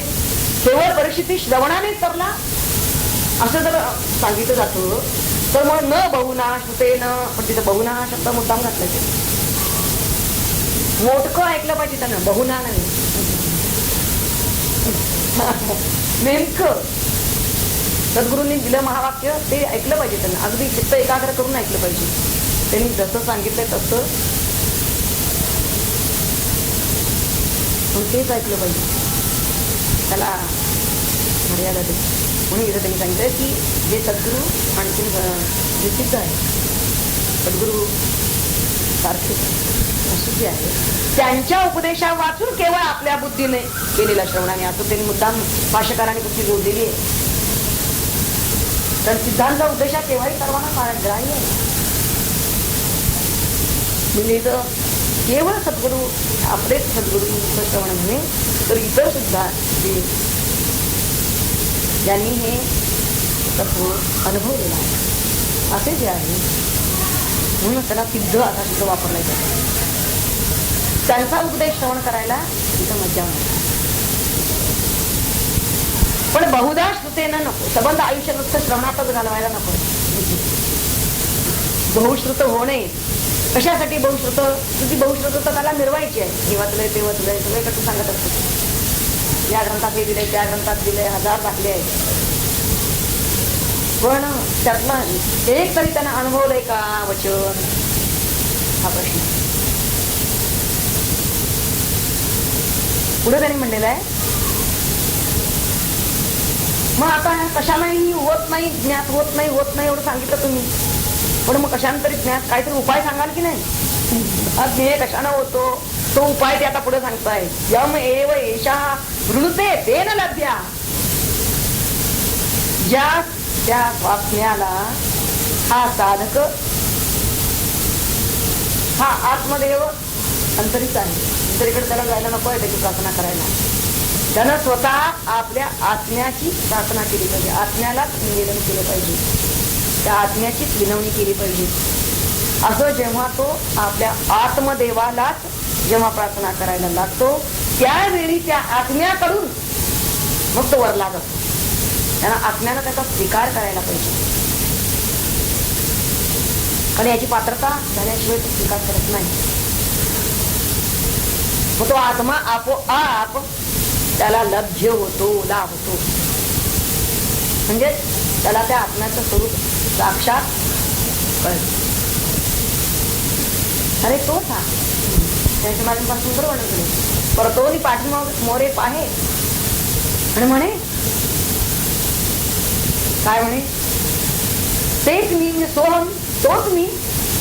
हे त्याला परतोनी पाठीमागे मोरे पाहिल्यानंतर कळलं. परतोनी कुठे? सर्व दृश्य विषयां जगतापासून तो पाठमोरा झालेला आहे. पाठमोरा झालेला जो मनुष्य असतो तो कशा सन्मुख आहे पहा. जो या संपूर्ण अखिल दृश्याला ज्यानं पाठ फिरवलेली आहे तो त्याचं मुख आपोआप आत्मसन्मुख झाला, अंतर्मुख झाला. तो बहिर्मुखतेकडे पाठ करतो.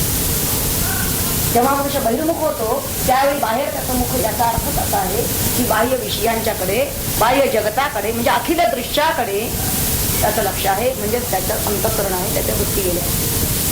म्हणजे ज्यावेळी परतोनी पाठीमोरा पाहे तो आधी परतला, बाह्य विषयांपासून परतला, अंतर्मुख झाला, आणि अंतर्मुख होऊन तो पाहे. तर अंतर्मुख झाल्यानंतर आतमध्ये कोण आहे? आतमध्ये भगवंत आपलं निज स्वरूप आहे. मग त्याकडे तो पाहू लागला. ते पाहण्याची युक्ती तेवढी त्यांनी सांगितली. तेवढी फक्त ते म्हणतात श्रवण करा, सोहम, ही पाहण्याची युक्ती तेवढी घ्या की तोच मी आहे. तेव्हा साक्षात जाणणं ज्याला म्हणलं जातं. आता या ठिकाणी निष्काम आणि आत्म्याचीच निष्काम प्रार्थना करायला पाहिजे रचना करताना, आणि आत्म्याचीच प्रार्थना करायला पाहिजे अंतर्मुख झाल्यानंतर. आणखी कुणाला आळवत बसायचं नाही. पण ते म्हणतात की एकदा त्याला कळलं ना नेमका निजधन ठेवा नेमकं कुठं आहे, इथंच आहे. एकदा कळलं ना पुन्हा त्यांना आणखी दुसरीकडे जायचं नाही.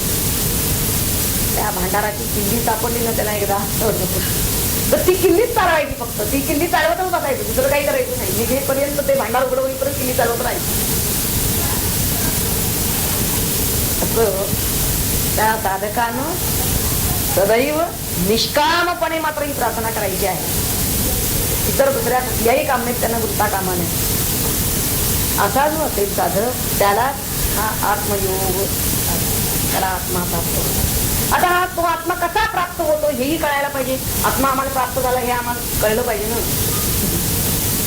बसलो आम्ही अंतर्मुख होऊन, ते पाहण्याची पहावे आपणाशी आपण जे आम्हाला कला सांगितली त्यांनी त्याप्रमाणे आम्ही सोहमचं अनुसंधान ठेवून बसलो. पण आम्हाला आत्मा प्राप्त झाला आहे हे तरी कळायला पाहिजे तुम्ही, नाहीतर असंच बघायचं. तेव्हा ते म्हणतात पुढच्या याच्यामध्ये तरी सांगितलंय, तस्य एषा आत्मा स्वाम तनुम विवृणोति. तो आत्माच याला वरतो, यानं नाही काय करायचं काम नाही. यानं नुसतं सोहम, तो मीच आहे, त्याच्याशी फक्त आपला धागा कुठला, हा अहमवृत्तीचा चरमवृत्ती आपली आहे, तिचा धागा जोडून ठेवायचा आहे. आणि तेवढा तोडून ठेवला त्यानं, त्या एक तारीवर बसायचं. काय होईल ते म्हणतात की त्या आत्मकाम पुरुषाचा, पहा त्याला कामना काहीच नाही, निष्काम म्हणजे आत्मकाम, फक्त आत्माच हवायचा नाही. त्या आत्मकाम पुरुषाचा हा आत्मा आपली स्वाभाविक तनु म्हणजे पारमार्थिक तनु म्हणजे आपलं यथातथ्य स्वरूप यथात्म्य आपणच प्रकाशित करतो. तो स्वतःच आपलं खरं स्वरूप त्याच्या पुढे प्रगट करतो. सूर्याला पाहायला आपल्याला ड्युटी आणखीन एक पिटवून घेऊन जावं लागत नाही. सूर्योदय झालाय काय बघून त्याच्या प्रकाशातच आपण त्याला पाहतो, हा सूर्य म्हणून सांगतो. तसं आत्म्याच्या प्रकाशातच आपण आत्म्याला पाहतो. नंतर यांनी पाहणं आहे हे असं आहे. सारांश काय की जो साधक श्रवण मनन इत्यादींच्या योगानं आपल्या स्वच्या म्हणजे आत्म्यातच केवळ सेवन करतो आहे. हे सगळं आधी न बहुधा श्रुतेन वगैरे जे सांगितलंय ना तुम्ही, हे सगळं जरी श्रवण मनन करत राहायचं त्यांना, तरी सुद्धा काय त्यानं सेवन केलं पाहिजे, सेवन करणं ग्रहण करणं. त्याच्या वृत्ती सतत काही ना काहीतरी ग्रहण करत असतात. ज्ञानवृत्ती उन्मेष म्हणले त्याला, अंतरेचा आपली जाणीव सारखं काही ना काहीतरी घ्यायला बघते. तर हे सेवन तिला फक्त आत्म्यातच करा, आत्मसेवनच करा. श्रवणाधिकांच्या वेळी सुद्धा त्यानं काय करावं, तो मी आहे अशा अभेद भावानच त्याचं अनुसंधान करा. उपाय सांगितलाय ना या मंत्रामध्ये आपल्याला. आणि त्याला परमात्मा आणि ते उपदेश देणारे आचार्य यांच्या ते दोन नाहीच आहेत, गुरु देव, तेव्हा त्यांच्या अनुग्रहानं हा आत्मरूपानं हा परमात्मा त्याला प्राप्त होतो. तेव्हा अंतर्यामी रूपानं कशा रूपानं प्राप्त होतो त्याला, तो अंतर्यामी आहे तेव्हा अंतर्यामी रूपानं किंवा आचार्य रूपानं, हेही लक्षात ठेवायला लागतं. कारण आम्हाला तो आत्मा प्राप्त झाला हे कळायचं कसं, सद्गुरू आहेत आमच्या पुढे, परंतु आम्हाला ते प्राप्त झाले हे आम्हाला कळलंच नाही. की साक्षात भगवंत आम्हाला हाती सापडला होता, पण आम्हाला काही ते कळलं नाही. म्हणून हा आत्मा आम्हाला प्राप्त झाला हे कळावं, कसा प्राप्त होतो हे सांगण्यासाठी त्यांनी म्हणले, तस्येषा आत्मा स्वाम तनुम विवृणोति. स्वतःच तो या तनुला वरतो, असं आपण समजायचं कारण नाही की आम्ही त्यांच्याकडे गेलो गुरुच्याकडे, त्यांनी आम्ही त्यांना म्हणलं अनुग्रह द्या, मग त्यांनी आम्हाला अनुग्रह दिला, म्हणजे आमचं काय यात मोठे तो. त्यांनी आमच्या तनुला वरलं, वरणीय ठरवलं त्यांनी की अरे या तनुला आता आपण याच्यावर कृपा करायला पाहिजे, ही या जीवाचा उद्धार आपण करायला पाहिजे हे त्यांनी ठरवलं. असं जे ठरवतात तेच साक्षात आत्मा आहे, ब्रह्मरूप आहे, जे अशा तऱ्हेनं आमचा स्वीकार करतात. शिष्यत्वानं गुरूंनी अंगीकार करणं, ज्या वेळेला गुरु असा शिष्याचा अंगीकार करतात की मी तुझा शिष्यत्वानं अंगीकार करतो आहे, एकदा अंगीकार केल्यानंतर ते कधीही त्याला दूर लोटत नाही. ते त्याचा उद्धार करण्याची जबाबदारी पडते त्याच्यावर. असा जेव्हा ते अंगीकार करत असतात तर त्यांनी स्पष्टपणे म्हणलं ना की त्याचा वर्तात त्याचा स्वीकार करणे, आपण त्यांचा स्वीकार करणे नाही, आपण आपले गुरु ठरवणे, हे माझे गुरु म्हणून स्वीकार करणे नव्हे, तर त्यांनी गुरूंच्याकडून आपला स्वीकार होणं विषय म्हणून.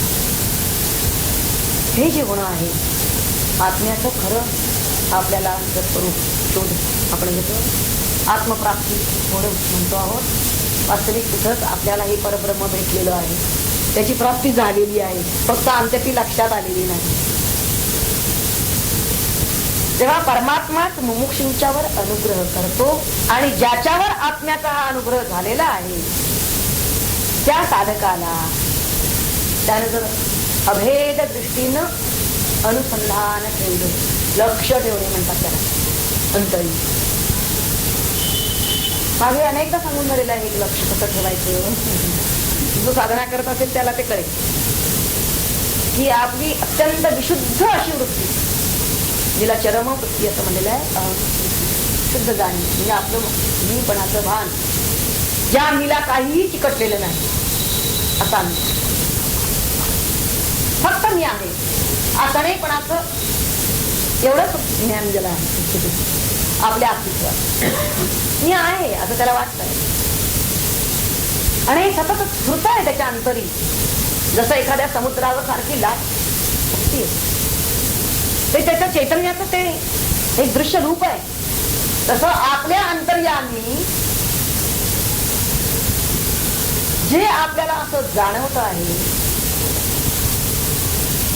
हे आपल्या ठिकाणचं आत्मस्वरूपाचा हा उन्मेष म्हणला त्याला, किंवा ही ज्ञानवृत्ती म्हणली. तर ही वृत्ती कुठून उठती आहे? जसं समुद्रामधली लाट कुठून उठते? त्या पाण्यातून उठते आणि नेमते कुठे? त्या पाण्यापासून. तसं आपल्या अंतर्यामी ही चरमवृत्ती कुठून उठते आणि कुठे नेमते हे आपण पाहणं म्हणजे न्याहाळत बसणं, लक्ष ठेवणं, चित्त तिथं एकाग्र करणं. ज्या ठिकाणहून उठते तिथंच ती नेमते आणि ते ठिकाण, ठिकाण याचा अर्थ ते अधिष्ठान, ती सत्ता म्हणजे आपलं स्वरूप, म्हणजे आपलं आत्मरूप. आपल्याला जर आत्मशोध घ्यायचा असेल तर त्यासाठी हा उपाय सांगितला की आपण आपल्याला पाहावे, आपण करतो. आता अज्ञानी लोकांना आत्मा कळायला कठीण आहे असं त्यांनी म्हणलं. पण जर का तो असा शास्त्रशुद्ध मार्गाने जात असेल, श्रवण मनन मन निदिध्यासन सतत अनुसंधान या मार्गाने जर जात असेल तर तो त्याला जाणणं शक्य आहे. आणि तो उपाय या मंत्रामध्ये त्यांनी सांगितलेला आहे. त्यासाठी त्याला काय सर्व वेदांचं अर्थज्ञान झालं पाहिजे असं नाही. मेधा म्हणजे ग्रंथार्थ धारण करण्यास समर्थ अशी कुशाग्र बुद्धी पाहिजे असंही नाही. तिनंही तो कळेलच असं नाही. नुसतं पुष्कळ वेदांताचं श्रवण केलं तेवढ्यानं तो कळेल असंही नाही. मग असं जर आहे तर मग आत्मज्ञानाचा उपाय नेमका काय तो सांगाल की नाही. तेव्हा साधन चतुष्टय संपन्न असा जो कोणी साधक असेल तर साधन चतुष्टय संपन्नता माहिती आहे तुम्हाला. असा साधक म्हणजे त्याची पूर्वतयारी ही झाली, पात्रता. आणि तो गुरुपदेश त्यानं घेतलेला आहे. गुरुपदेश पूर्वक त्यानं श्रवण मनन आणि निदिध्यासन असं जर केलं, हा अभ्यास करताना पायऱ्या कुठून सुरुवात झाल्या बघा. म्हणजे साधन चतुष्टय संपन्नता तिथूनच पायऱ्या सुरुवात झाली बरं का. नित्यानित्य विवेक, इहामूत्र फलभोग विराग, क्षमादि षट संपत आणि मुमुक्षुत्व या 4 पायऱ्या. त्यानंतर गुरुपदेश, गुरुपदेशानंतर गुरुनी जो उपदेश केला तो श्रवण केला, श्रवण त्याचं मनन केलं, मनन केलं म्हणजे आवृत्त्या काढल्या. अर्थगंध उघडत बसल्यासारखा तो आवृत्त्या काढत बसला त्या मंत्राच्या. आणि त्या मननातून जो त्यांना अर्थ मंत्री उमगलेला आहे त्याचाच ध्यास घेतला त्यानं. अरे तो मीच आहे तर मग मला त्याचं स्वरूप कळलं पाहिजे. हा निधिध्यास ज्या लक्षणावृत्तीनं मीच आत्मा आहे, परमात्मा आहे असा प्रत्यगात्म स्वरूपानं अंतरी तो आपल्या आत्मस्वरूप होण्यासाठी सदैव मग तो कळवून प्रार्थना करायचा. अर्थ तेव्हा होतो तो ज्याला निधिध्यास लागलेला आहे, तो खरा अर्थ होतो. आणि असा अर्थ झालेला आहे, असा जो प्रार्थना करतो आहे अशा साधकालाच आत्म्याचे यथार्थ. कृष्ण परमात्मा की तिथं त्यानं